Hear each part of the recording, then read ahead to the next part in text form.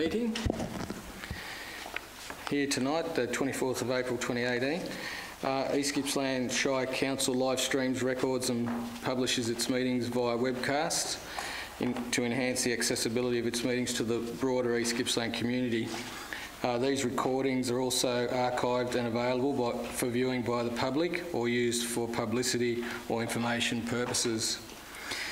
At the appropriate times during the meeting, any members of the gallery who are addressing the council will have their image, comments or submissions recorded. Please ensure that mobile phones and other electronic devices are turned off or on silent mode for the duration of the meeting. I'd like to welcome tonight former Councillor Dale Fisher, and also we have a Junior Rotary Awards student, Meg Phelan. Welcome. On behalf of the Council, I'd like to acknowledge the Gunai-Kurnai people, the traditional owners of the land on which we are gathered, and pay our respects to their elders, both past and present. Any apologies, Mr CEO? No apologies, Mr Mayor. Any declarations of conflict of interest? I've received no conflict of interest declarations. The next meeting is our ordinary council meeting, Tuesday the 1st of May 2018, to be held at the Corporate Centre, 273 Main Street, Bairnsdale at 1 p.m. Item 2 is the draft revised council plan 2017-2021, adoption for public exhibition.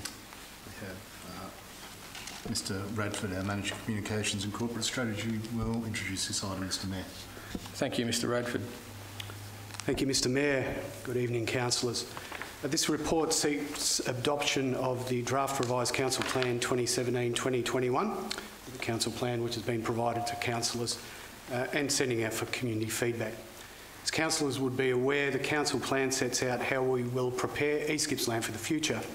It provides a foundation for anyone with an interest in the region's future to work towards common goals.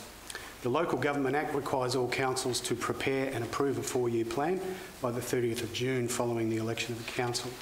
The council must also review the plan on an annual basis to determine if any adjustments are required, and this occurs between councillors, staff and the community. The Council Plan 2017-2021 was developed following a significant engagement process with the community and key stakeholders.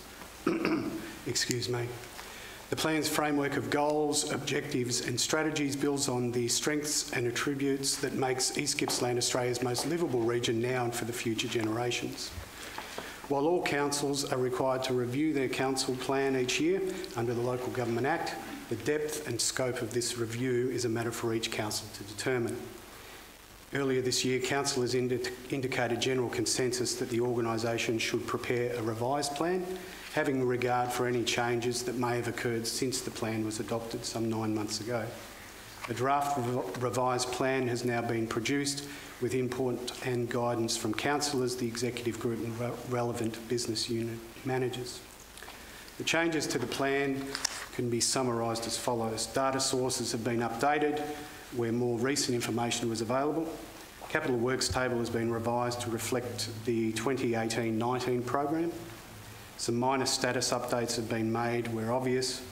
Some light editing has been applied for readability, clarity and style consistency, and consideration has been given to whether any new strategies or plans have been adopted in the last 12 months. So having reviewed the council plan as required under the Local Government Act, council is now in a position to release it to the community for comment and consider any submissions that are received. Councillors, you have recommendations before you, and I'll be happy to answer any questions. Thank you, Mr Radford. Questions, councillors? Councillor Ellis? No, I have none. I'm happy to move the recommendation, Mr Mayor. So Councillor Powell has moved the recommendation. It's now a motion. We've got a seconder for Councillor Reeves. Speakers for the motion. I'd just like to thank the staff for all their work that they've put into this. I know it's a revision of our adopted plan, but there's always tweaking and fine-combing of these particular things. And I'd just like to thank them for their for their input, and it's our guidance. It's the backbone of what we actually do here, and everything's in it. So I think it's good direction forward for us. Thank you. Thank you, Councillor Pearls. Any further speakers? Councillor Buckley. Yeah, I'll be speaking against the motion. Thank you, Mr. Mayor. Yeah, I understand that. It's a plan, but I won't be supporting the budget this time around for a couple of reasons. I think we only need one capital improved value tax. It's the council plan, Councillor Buckley. Oh, correction. Yeah. Correction. Yeah, okay, thank you, Councillor Reeve, for the sound advice. So to be clear, we have the recommendation and motion on the council plan. Is there any further speakers? Councillor Ellis. Just best clarify that we're addressing the plan which leads forward into the future rather than the financial side of matters in relation to the management of council, and I encourage members of the community to view our revised plan and make submissions if they feel we're heading any wrong direction in relation to our activities. Thanks, Mr. Mayor. Thank you, Councillor Ellis. Is there any further speakers? If not, I'll put the motion. All those in favour? Against? It's carried unanimously. Thank you. So item 3 is the draft budget 2018-2019 adoption for public exhibition, and we have Ms Liz Collins in attendance. Thank you, Liz. Thank you, Mr. Mayor and councillors. Tonight before you is a recommendation in regards to the draft budget 2018-19. Each year council is required to adopt a budget by the 30th of June, and this is part of that statutory process. This process will then allow the draft budget to be put out for public exhibition and submissions in relation to the budget. The budget includes a range of information, not only for the current year, but also for a 4-year period, both for operating and for capital projects. The proposal in the draft budget before you tonight includes proposal for a rate increase of 2.25% in line with the Victorian Government rate cap. You'll see the waste collection charges are proposed to increase by 4%, plus a $15 fixed component, which will in part go towards covering that increased cost for the recyclable waste. And user fees and charges generally on average increased by about 2.75%. It also includes details of Council's Capital Works program, which is set out at $38.4 million, as well as $5.9 million of landfill rehabilitation works. The budget supports a range of operating initiatives for the forthcoming year, continues to retire old debt, maintains our existing service levels, and enables Council to meet its obligations imposed on it by the Victorian Government in relation to management of waste services, all within the imposed confines of the rate cap. There is a recommendation before Council tonight which includes a range of statutory matters that Council is required to give public notice on, and in particular the proposal for the declaration of rates and charges when the final budget comes before Council at the end of June. This will, tonight if Council moves the motion, this will then allow the draft budget to go on public exhibition for a period of 4 weeks, with that period closing on the 25th of May, and then Council will consider any submissions received and the impact that may have on the final budget. So before you, as I said, is a recommendation for Council's consideration. Thank you, Mr. Mayor. Thank you, Ms Collins. Questions, councillors? Councillor Ellis. It's a very topical matter, and something that I don't recall us discussing to add into your report tonight is in relation to the increase of the $15 to meet the recyclable collection issue, and it's an increase. And I perhaps think that we owe the public an explanation, Ms Collins, in relation to why this amount is being imposted or perhaps Mr Waits might be the best, in relation to this matter, noting that we're increasing our collection services by 4%, which is higher than our general fees average of 2.75%. It's not a criticism, it's just looking for an explanation. Thanks, Councillor Ellis. Mr Waits.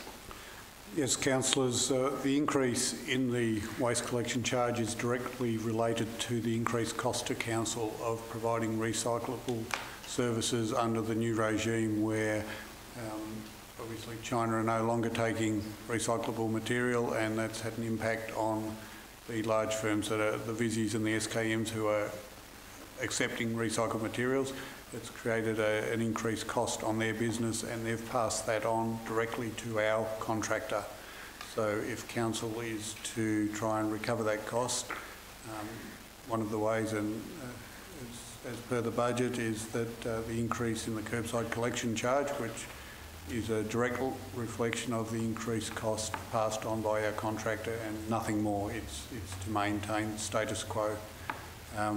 The other way of recovering the extra cost is the introduction of a gate fee at transfer stations and landfills, again for recyclable material, which has not been charged in the past. Thank you. Councillor Roberts, you had a question. Thank you, Mr Mayor. Just to clarify that the $15 fixed component is a one-off on the rates notice, or is this a monthly or a per pickup fee? It's a once-off for this financial year. At this point in time, we don't know whether there will be a continuing increase passed on to our contractor, and obviously in future budgets we will look at the actual cost of recyclables should the management of those materials be an increased cost over time. Thank you, Mr Waits. Any further questions, councillors? We do have a recommendation before you. Have a mover? Moved, Councillor. Happy to move it, Chair. Have a seconder? Councillor Reeves, thank you. Speakers for the motion? Once again, this is an important council document and is being released for the public's review and comment. I encourage all members of our community to assess what we're proposing in our budget for the coming 2018-2019 budget, and I commend, as such, I'm hoping to see some good response from our community. I recommend the recommendations to council. Thank you, Councillor Ellis. Councillor Ellis, Mr Mayor and councillors, just wanted to acknowledge the work that's been done, the assiduous work that has been done by the staff in developing these figures. That has really been quite a challenge, and I just reiterate some of the constraints that we exist in this current environment around rate capping, cost of recycling, yet rolling out a capital works program, as was noted, of $38.4 million, providing 100 services across the Shire. And we know that our Shire is a very diverse and varied Shire, and we know that the benefit of socialising the cost allows us to socialise the benefit, so that we look after some of the most vulnerable and needy people in our Shire. And we know the CFA index of our Shire shows that we have a very high, disproportionately high proportion of people who are in need. So we need to look after those people. And some of those services are mentioned on page 19 of the draft budget, and there are 100 services that we provide. And it's just fantastic that we can do that. And I really commend the staff and the community for allowing this to happen. It is so important. It allows access to these. We do welcome feedback from the community on this matter. We try to get it right and try to get that balance of what it costs but what is delivered. But the real process is for people to give that feedback and to let us know that we have got it right. It is terribly important. So, councillors, I commend this to you as well. Thank you, Councillor Reeves. Any speakers against the motion? Councillor Buck. Yeah, thank you, Mr Mayor. Once upon a time we used to have just one capital improved value tax, before the amalgamation, and it saved us an awful lot of bother and hassle and a much simpler way of doing it. But my main objection is to the municipal charge, which is really a service tax, and the ratio of unfairness, if you like the highest capital value, improved value that we have is $30,627,000. That's the highest capital improved value, and the lowest capital improved value is $1,000. So if you work it out by simple arithmetic, that's a ratio of 30,627 to 1. And I think for a service tax, that's just way over the top. It's ridiculous. So that's my... I won't be supporting this budget. Thank you. Thank you, Councillor Buckley. Any speakers for the motion? Against? Councillor White. Thank you, Mr Mayor.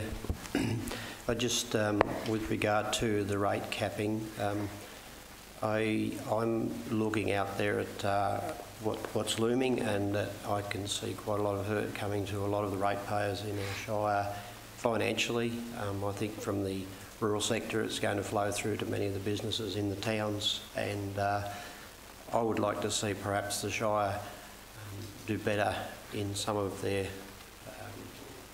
endeavours in order to perhaps save some money rather than to ask for more money, and that's why I wouldn't support the rate increase. Thank you. Thank you, Councillor White. Any speakers for the motion? Any further speakers against? Sorry, Councillor Pearl speaking for the motion. Yes, for the motion, I actually think that councillors delivered a responsible budget. The bottom line for me is if people want services, they do have to pay for it. Every year these services go up. And I know in the community we are a challenged community. We have a lot of aged people, a lot of welfare people needing additional services. But the bottom line to me is the state government has input a rate cap on us of 2.75%, and basically our staff has adhered to that. And I think with regards to what's coming, what's in front of us, I think we've done a very responsible budget. The bottom line for me is people need to have a good read of this and come in and talk to us. Put your submission in that you're actually not happy and why. It's a really great process that they can actually be tabled. We can come and have the discussion at our table as to why you're not happy with this, and you know it opens our eyes to areas that need tweaking and need further detail. So please have, like Councillor Ellis said, my colleagues, I actually believe that the community, if they're happy with this budget, they'll read it, they'll put a submission in and they'll come to the table and come and address us. It'd be great. Thank you. Thank you, Councillor Pels. Any speakers against? Councillor Ellis, if you'd like to have your right of reply. I'll just remind, I acknowledge the objections to the release of this budget document, but I wish to remind councillors this is just the release of the budget document. I encourage councillors who may not be happy with our budget to research and question the budget document that's before us and bring debate back to the chamber on the date that we discussed to pass the budget, so that we can be shown, along with the submissions that I assure you will be considered, that we take the right step forward. So I commend the release of the budget, draft budget, for consideration by members of our community. Thank you, Mr Mayor. Thank you, Councillor Ellis. I'll now put the motion. All those in favour? Against? It's carried 6-4 and 3 against. Thank you. Mr Mayor, can I just ask when this is due to come back to be heard back in council? Ms Bennett or Ms Collins? Thank you. Yes, Mr Mayor, the final budget will be presented at a special council meeting on the 26th of June. Before that, there will be this, the public submission consideration process, which will happen in June before that meeting. Thank you. Thank you, Ms Collins.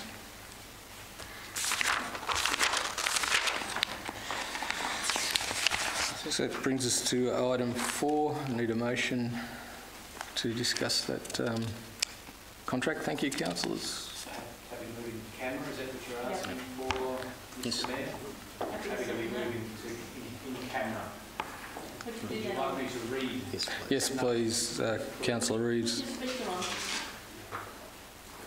So this is 4.1. In accordance with Section 77(2)(c) of the Local Government Act 1989, on 29 March 2018, the report and attached prepared in respect of this contract were designated by the CEO, the Chief Executive Officer, as confidential.